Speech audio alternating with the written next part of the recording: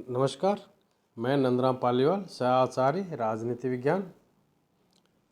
पिछले वीडियो में मैंने भारत शासन अधिनियम 1919 के मुख्य लक्षण और उसके मुख्य कमी के बारे में चर्चा की थी।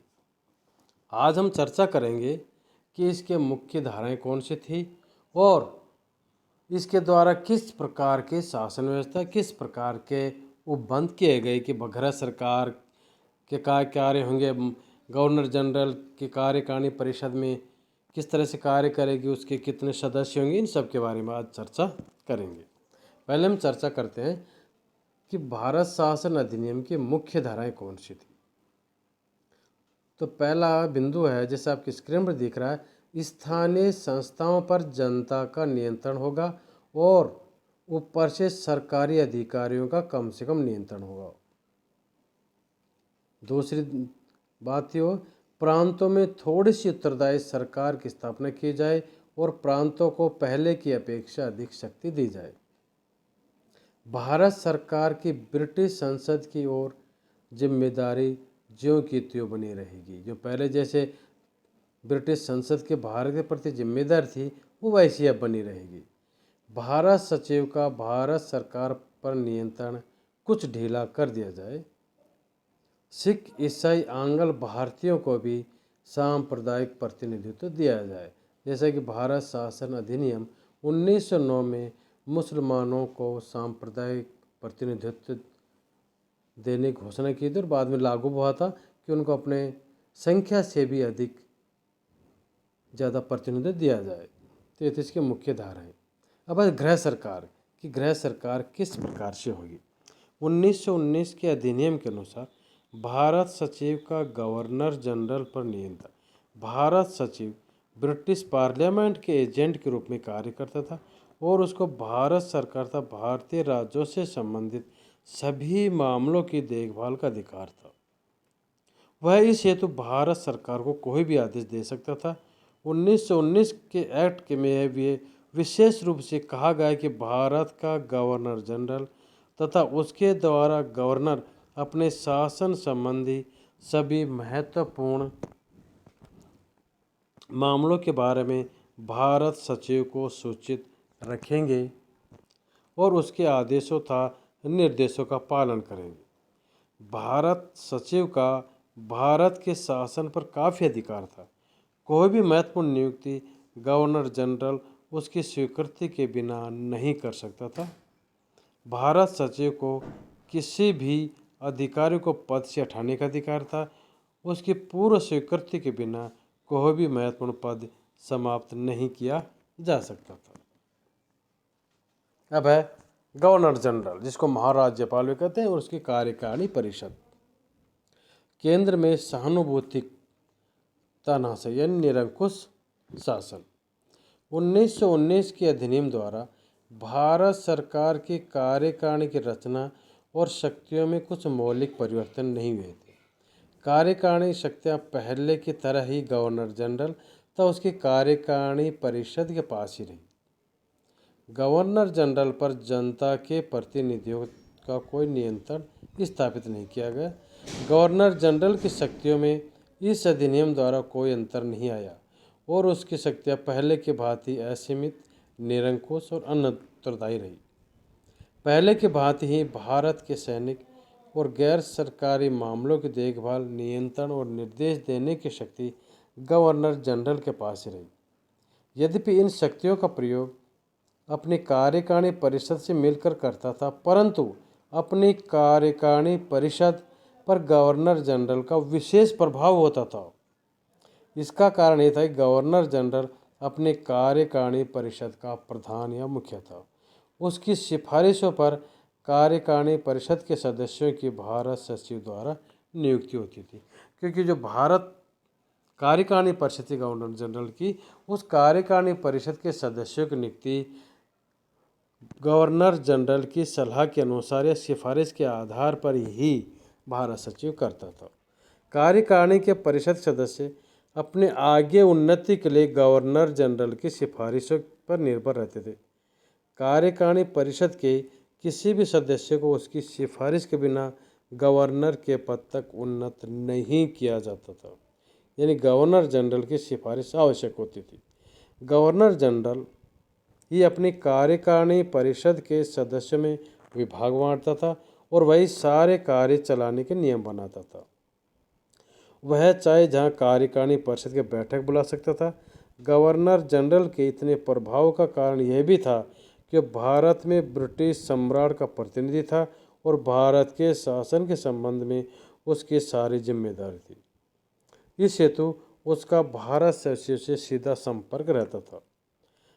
गवर्नर जनरल को यह भी शक्ति प्राप्त थी कि वह अपनी कार्यकारिणी परिषद की सलाह की अवहेलना कर सकता था यदि उसके विचार में सलाह खतरनाक या गलत थी, अतः भारत में शांति कायम रखने के लिए उस सलाह की उपेक्षा करना आवश्यक था। गवर्नर जनरल को 2,56,000 रुपये वार्षिक वेतन और 1,72,700 रुपये भत्ता मिलता था। इसके अतिरिक्त उसे रहने के लिए एक शानदार महल भी मिलता था। 1919 के अधिनियम के अनुसार गवर्नर जनरल का विदेश विभाग था राजनीतिक विभाग पर सीधा नियंत्रण था। राजनीति विज्ञान विभाग द्वारा गवर्नर जनरल देशी रियासतों पर अपना पूर्ण नियंत्रण रखता था। जब गवर्नर जनरल देशी रियासतों के साथ काम चलाता था तो वह वायसराय कहलाता था। यदि गवर्नर जनरल देशी रियासतों के साथ काम चलाता था तो वह वायसराय कहलाता था। वायसराय अपना प्रतिनिधि प्रत्येक देशी रियासत में रखता था और उसको रेजिडेंट कहा जाता था। रेजिडेंट उस रियासत की सारी सूचनाएं वायसराय के राजनीतिक विभाग को पहुंचाता रहता था। तो इस प्रकार से ये था महाराज्यपाल के कार्यकाल। अब केंद्र विधानमंडल। केंद्र विधानमंडल में किस तरह सदस्यों की नियुक्ति होती थी, क्या कार्य थे। केंद्र में पहली बार 2 सदन किए गए। केंद्र में पहली बार 2 सदन किए गए। पहले सदन को विधानसभा और दूसरे सदन को राज्यसभा कहा जाता था। पहले सदन में सदस्यों की कुल संख्या 145 थी और दूसरे में 60। इस तरह दोनों सदनों के सदस्यों की कुल संख्या मिलाकर 205 थी। विधानसभा के 145 सदस्यों में से 41 सदस्य नामजद में मनोनीत होते थे और 104 चुने हुए सदस्य थे। जो चुने हुए सदस्य थे वे विभिन्न संप्रदायों, हितों और वर्गों का प्रतिनिधित्व करते थे। उनमें से 52 सामान्य, 30 मुसलमान, 2 सिख, 9 यूरोपियन, 7 जमींदार, 4 भारतीय वाणिज्य के हितों का प्रतिनिधित्व करते थे। जो सदस्य मनोनीत या नामजद थे उनमें से 26 सरकारी अधिकारी और 15 गैर सरकारी अधिकारी थे। इस अधिनियम के अनुसार केंद्रीय विधानसभा का कार्यकाल 3 वर्ष रखा गया और केंद्रीय विधानसभा का 1919 के अधिनियम के अनुसार अप्रत्यक्ष चुनाव कर दिया गया। प्रांतों में जो स्थानों का विभाजन किया गया वह किसी विशेष नियम या आबादी के अनुसार नहीं था, बल्कि उनके महत्व के अनुसार किया गया था।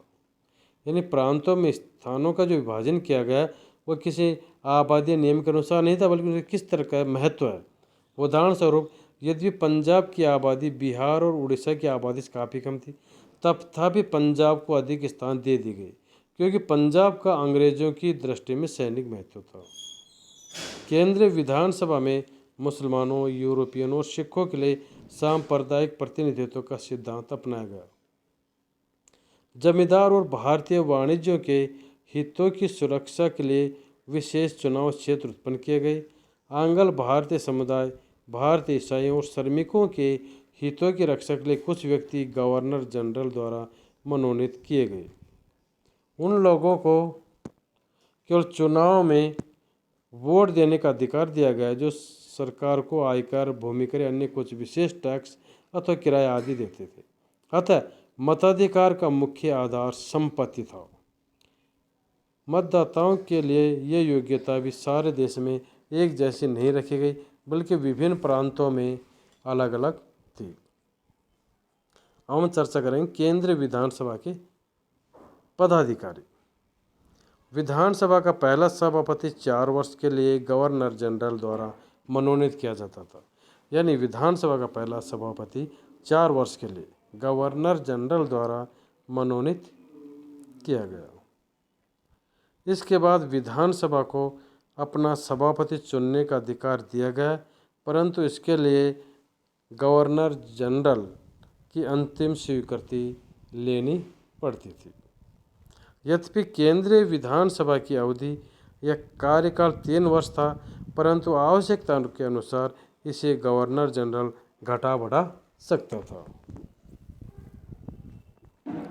अब केंद्रीय विधानसभा की कानूनी शक्तियाँ। केंद्रीय विधानसभा को यह अधिकार था कि वह केंद्रीय सूची में बयान किए हुए सभी विषयों पर ब्रिटिश भारत की जनता के लिए कानून बना सके। गवर्नर जनरल की पूर्व स्वीकृति से यह प्रांतों के लिए भी कानून बना सकती थी। यह 1919 के अधिनियम में कोई परिवर्तन नहीं कर सकती थी। यह कोई ऐसा कानून पास नहीं कर सकती थी जो ब्रिटिश पार्लियामेंट के किसी कानून के विरुद्ध हो। इसे भारतीयों के लिए किसी भी संविधान के बनाने का अधिकार नहीं था। संक्षेप हम ये कह सकते हैं कि इसके पास संप्रभुता नहीं थी। यह भारत सचिव की किसी शक्ति में कोई परिवर्तन नहीं कर सकती थी। अब वित्तीय शक्तियाँ, ऊपर जो अपने चर्चा की थी, उन शक्तियों के अतिरिक्त कुछ वित्तीय शक्तियाँ भी केंद्रीय विधानसभा को दी गई। बजट सबसे पहले केवल विधानसभा में ही प्रस्तुत किया जा सकता था। इसके बाद यह राज्यसभा के पास भेजा जाता था। बजट को 2 भागों में बांट दिया जाता। पहले भाग में निम्नलिखित खर्चे शामिल किए जाते थे: ऋण का ब्याज अथवा डूबती हुई रकम पर कोई कर। दूसरा, ब्रिटिश सम्राट अथवा भारत सचिव द्वारा उसकी स्वीकृति से नियुक्त किए हुए व्यक्ति के वेतन अथवा पेंशन। सेना, राजनीतिक विज्ञान तथा ईसाई धर्म पर खर्च होने वाली रकमें, मुख्य आयुक्तों के वेतन। बजट के पहले भाग पर केंद्रीय विधानसभा बहस तो कर सकती थी, परंतु मतदान नहीं कर सकती थी। इस तरह से 85% बजट पर केंद्रीय विधानसभा का कोई प्रभावशाली नियंत्रण नहीं था। बजट के दूसरे भाग में 15% खर्चे होते थे। इसके बारे में विधानसभा इनकार कर सकती थी या कोई कटौती भी कर सकती थी, परंतु ये किसी रकम या राशि को बढ़ा नहीं सकती थी। अब हम चर्चा करेंगे केंद्रीय विधानसभा का कार्यकारिणी परिषद पर नियंत्रण। केंद्रीय विधानसभा का गवर्नर जनरल तथा उसकी कार्यकारिणी परिषद पर बहुत थोड़ा नियंत्रण था, क्योंकि कार्यकारिणी परिषद इसकी तरह उत्तरदायी नहीं थी। केंद्रीय विधानसभा गवर्नर जनरल या उसकी कार्यकारिणी परिषद के किसी भी सदस्य को अविश्वास प्रस्ताव द्वारा नहीं उठा सकती थी। यह उनसे प्रश्न तथा पूरक प्रश्न पूछ सकती थी, परंतु विधानसभा सरकार के विरुद्ध अत्यंत आवश्यक सार्वजनिक मामलों पर काम रोको प्रस्ताव पास कर सकती थी। यह सरकार के पास जनता के हित में कोई भी अन्य सुझाव या प्रस्ताव भेज सकती थी। केंद्रीय विधानसभा तथा सरकार के विरुद्ध निंदा प्रस्ताव पास कर सकती थी, जिसमें सरकार के किसी कार्य की निंदा या आलोचना की जा सकती थी, परंतु सरकार को यह किसी कार्य करने के लिए मजबूर नहीं कर सकती थी। गवर्नर जनरल की इच्छा पर यह निर्भर था कि इसकी किसी सिफारिश या प्रस्ताव को माने या न माने। इसके बाद राज्यसभा की रचना अथवा अवधि। विधानसभा और राज्यसभा दोनों गवर्नर जनरल सहित केंद्रीय विधानमंडल कहलाते थे। विधानसभा निचला सदन था और राज्यसभा ऊपर का सदन था। उसी बात को हम इस तरह भी कह सकते हैं कि विधानसभा पहला सदन था और राज्यसभा दूसरा सदन था। राज्यसभा में कुल 60 सदस्य थे, उनमें से 33 चुने हुए सदस्य थे और 27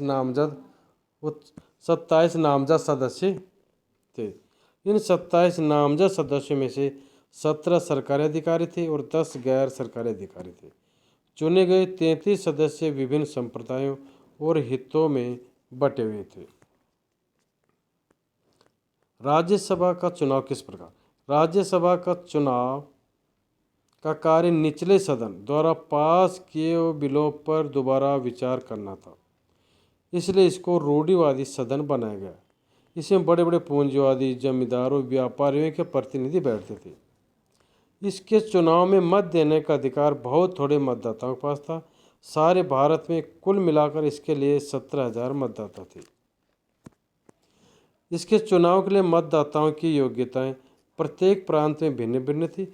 उदाहरण स्वरूप मद्रास में केवल उन लोगों को वोट देने का अधिकार था जिनको अपनी संपत्ति से कम 3,000 रुपये की वार्षिक आमदनी थी, या जो 1,300 रुपये भूमि कर देते थे, अथवा 20,000 रुपये की वार्षिक आमदनी पर आय कर देते थे। इसके अतिरिक्त जिन लोगों के पास कुछ अन्य योग्यताएं भी थी, उनको भी मत देने का अधिकार था। उदाहरण स्वरूप यदि किसी व्यक्ति को भारत की विधानसभा में काम करने का अनुभव था, या वह किसी नगरपालिका अथवा स्थानीय बोर्ड का प्रधान या उप प्रधान रहा हो, या वो यूनिवर्सिटी के सीनेट का सदस्य हो या रहा हो, अथवा उसके पास कोई विशेष साहित्यिक उपाधि हो, तो भी उसको मत देने का अधिकार मिल जाता था। राज्यसभा का सभापति गवर्नर जनरल द्वारा नियुक्त किया जाता था। राज्यसभा की शक्तियाँ। राज्यसभा को केंद्रीय विधानसभा के बराबर ही कानून बनाने के बारे में शक्तियाँ दी गई। कोई भी बिल जब तक दोनों सदनों द्वारा पास नहीं हो जाता था, कानून नहीं बन सकता था। जहाँ तक बजट का संबंध है, यह राज्यसभा में भी उसी दिन रखा जाता था जिस दिन विधानसभा में। अन्य धन विधेयक पहले विधानसभा में प्रस्तुत किए जाते हैं और फिर राज्यसभा में। राज्यसभा मांगों पर अपना मत नहीं दे सकती थी। यह अधिकार केवल विधानसभा के पास ही था। जब विधानसभा किसी वित्तीय विधेयक को पारित कर देती थी, तो राज्यसभा या तो उसको सर्वथा अस्वीकार कर देती थी या कुछ संशोधनों के सुझाव दे सकती थी। यदि राज्यसभा किसी वित्तीय विधेयक या धन विधेयक को अस्वीकार कर देती थी कि उसमें ऐसे संशोधन पेश करती थी जिससे विधानसभा सहमत न हो, तो एक कानून केवल गवर्नर जनरल विशेष शक्ति द्वारा ही बना सकता था। इसमें संदेह नहीं कि वित्तीय मामलों में विधानसभा की अपेक्षा राज्यसभा की कुछ शक्तियाँ अवश्य थी, कुछ कम शक्तियाँ अवश्य थी, क्योंकि प्रत्येक मांग को पास करवाने के लिए इसके मत की आवश्यकता नहीं थी। वह तो केवल विधानसभा के कार्य में कुछ रुकावट उत्पन्न कर सकती थी, जो गवर्नर जनरल की विशेष शक्तियों द्वारा पास किए जा सकते थे। अब प्रश्न यह उत्पन्न हो जाता है कि दोनों सदनों में किसी बिल के बारे में गतिरोध उत्पन्न हो जाता था, तो उसको हल कैसे किया जाता था? जब एक सदन बिल को पास कर देता था तब दूसरा सदन पास नहीं करता था, तो इस तरह बिल को आरंभ हुए 6 महीने बीत जाते थे, तो गवर्नर जनरल दोनों सदनों की एक इकट्ठी बैठक बुला सकता था और उसमें बहुमत से बिल को पास या अस्वीकार किया जाता था। क्योंकि राज्यसभा की संख्या विधानसभा से थोड़ी थी, इसलिए विधानसभा को अपनी बात मनवाने में आसानी नहीं रहती थी। तो ये थी